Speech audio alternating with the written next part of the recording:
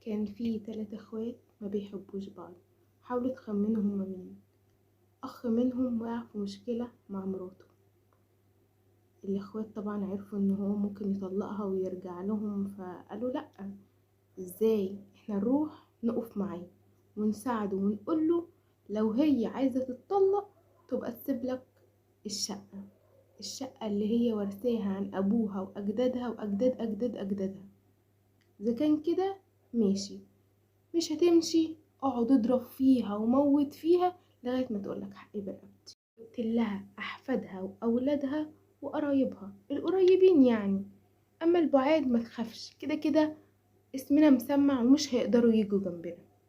طب ما انتوا 2 يعني تقدروا تخلصوا من التالت اخوكوا ده، وبالمرة الناس هيقولوا عليكم ان انتوا بتنصروا الحق والإنسانية والجوية اللي انتوا طبعا عايزينها وبتحبوها، ويبقى ضربتوا عصفورين بحجر، خلصتوا من اخوكوا ده خالص.